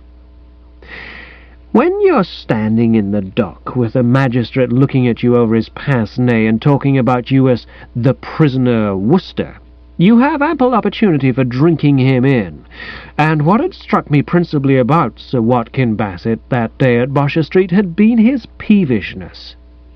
In that shop, on the other hand, he'd given the impression of a man who's found the bluebird. He'd hopped about like a carefree cat on hot bricks, exhibiting the merchandise disposed with little chirps of, "I think your aunt would like this," and "How about this?" and so forth. And now a clue to that fizziness had been provided. "Do you know, Gussie," I said, "I've an idea he must have clicked yesterday." "Quite possibly. However, never mind about that. That's not the point." "No, I know, but it's interesting." "No, it isn't." "Perhaps you're right." "Don't let's go wandering off into side issues," said Gussie, calling the meeting to order. "Where was I?" "I don't know." "I do. I was telling you that Sir Watkin disliked the idea of having me for a son-in-law. Spode also was opposed to the match, nor did he make any attempt to conceal the fact. He used to come popping out at me from round corners and muttering threats. You couldn't have liked that. I didn't. Why did he mutter threats? Because, though he wouldn't marry Madeline, even if she would have him, he looks on himself as a sort of knight watching over her. He keeps telling me that the happiness of that little girl is very dear to him, and that if ever I let her down, he'll break my neck. That's the gist of the threats he mutters, and that was one of the reasons why I was a bit agitated when Madeline became distant in her manner on catching me with Stephanie Byng. Tell me, Gussie, what were you and Stiffy actually doing? I was taking a fly out of her eye." I nodded. If that was his story, no doubt he was wise to stick to it. So much for Spode. We now come to Sir Watkin Bassett. At our very first meeting I could see that I was not his dream man. Me too. I became engaged to Madeline, as you know, at Brinkley Court. The news of the betrothal was, therefore, conveyed to him by letter, and I imagine that the dear girl must have hauled up her slacks about me in a way that led him to suppose that what he was getting was a sort of cross between Robert Taylor and Einstein. At any rate, when I was introduced to him as the man who was to marry his daughter, he just stared at me for a moment and said, "What?" Incredulous, you know, as if he was hoping that this was some jolly practical joke and that the real chap would shortly jump out from behind a chair and say, "Boo!" When he at last got on to it that there was no deception, he went off into a corner and sat there for some time, holding his head in his hands. After that I used to catch him looking at me over the top of his pince-nez. It unsettled me. I wasn't surprised. I've already alluded to the effect that over-the-top-of-the-pince-nez look of old Bassett's had had on me, and I could see that if directed at Gussie it might quite conceivably have stirred the old egg up a good deal. He also sniffed, and when he learned from Madeline that I was keeping newts in my bedroom, he said something very derogatory, under his breath, but I heard him. "You've got the troop with you, then?" "Of course. I'm in the middle of a very delicate experiment. An American professor has discovered that the full moon influences the love life of several undersea creatures, including one species of fish, 2 starfish groups, 8 kinds of worms, and a ribbon-like seaweed called dictyota. The moon will be full in 2 or 3 days, and I want to find out if it affects the love life of newts, too." "But what is the love life of newts, if you boil it right down? Didn't you tell me once that they just waggled their tails at one another in the mating season?" "Quite correct." I shrugged my shoulders. "Well, all right if they like it, but it's not my idea of molten passion. So, old Bassett didn't approve of the dumb chums?" "No, he didn't approve of anything about me. It made things most difficult and disagreeable. And Spode, and you'll understand why I was beginning to get thoroughly rattled. And then, out of a blue sky, they sprang it on me that I would have to make a speech at the wedding breakfast to an audience, as I said before, of which Roderick Spode and Sir Watkin Bassett would form a part." He paused, and swallowed convulsively like a Pekingese taking a pill. "I'm a shy man, Bertie. Diffidence is the price I pay for having a hypersensitive nature. And you know how I feel about making speeches under any conditions. The mere idea appalls me. When you lugged me into that prize-giving affair at Market Snodsbury, the thought of standing on a platform faced by a mob of pimply boys filled me with a panic terror. It haunted my dreams. You can imagine, then, what it was like for me to have to contemplate that wedding breakfast. To the task of haranguing a flock of aunts and cousins I might have steeled myself. I don't say it would have been easy, but I might have managed it. But to get up with Spode on one side of me and Sir Watkin Bassett on the other, I didn't see how I was going to face it. And then out of the night that covered me black as the pit from pole to pole, there shone a tiny gleam of hope. I thought of Jeeves." His hand moved upwards, and I think his idea was to bare his head reverently. The project was, however, rendered null and void by the fact that he hadn't a hat on. "I thought of Jeeves," he repeated, "and I took the train to London and placed my problem before him. I was fortunate to catch him in time." "How do you mean, in time?" "Before he left England." "He isn't leaving England." "He told me that you and he were starting off almost immediately on one of those round-the-world cruises." "Oh, no, that's all off. I didn't like the scheme." "Does Jeeves say it's all off?" "No, but I do." "Oh." He looked at me rather oddly, and I thought he was going to say something more on the subject, but he only gave a rummy sort of laugh and resumed his narrative. "Well, as I say, I went to Jeeves and put the facts before him. I begged him to try and find some way of getting me out of this frightful situation in which I was enmeshed, assuring him that I wouldn't blame him if he failed to do so, because it seemed to me, after some days of reviewing the matter, that I was beyond human aid. And you'll scarcely credit this, Bertie, I hadn't got more than halfway through the glass of orange juice with which he'd supplied me when he solved the whole thing. I wouldn't have believed it possible. I wonder what that brain of his weighs." "A good bit, I fancy. He eats a lot of fish. So it was a winner, was it, this idea?" "It was terrific. He approached the matter from the psychological angle. In the final analysis, he said, disinclination to speak in public is due to fear of one's audience." "Well, I could have told you that." "Yes, but he indicated how this might be cured. We don't, he said, fear those whom we despise. The thing to do, therefore, is to cultivate a lofty contempt for those who will be listening to one." "How?" "Quite simple. You fill your mind with scornful thoughts about them. You keep saying to yourself, think of that pimple on Smith's nose. Consider Jones's flapping ears. Remember the time Robinson got hauled up before the beak for travelling first class with a third-class ticket? Don't forget you once saw the child Brown being sick at a children's party, and so on. So that when you're called upon to address Smith, Jones, Robinson, and Brown, they've lost their sting. You dominate them." I pondered on this. "I see. Well, yes, it sounds good, Gussie, but would it work in practice?" "My dear chap, it works like a charm. I've tested it. You recall my speech at that dinner of yours?" I started. "You weren't despising us?" "Certainly I was. Thoroughly." "What? Me? You, and Freddie Widgeon, and Bingo Little, and Cat's Meat Potter Purbright, and Barmy Fotheringay Phipps, and all the rest of those present. Worms, I said to myself. What a crew, I said to myself. There's old Bertie, I said to myself. Golly, I said to myself, what I know about him. With the result that I played on you as on a lot of stringed instruments and achieved an outstanding triumph. I must say I was conscious of a certain chagrin. A bit thick, I mean, being scorned by a goof like Gussie, and that at a moment when he'd been bursting with one's meat and orange juice. But soon more generous emotions prevailed. After all, I told myself, the great thing, the fundamental thing to which all other considerations must yield, was to get this Finknottle safely under the wire and off on his honeymoon.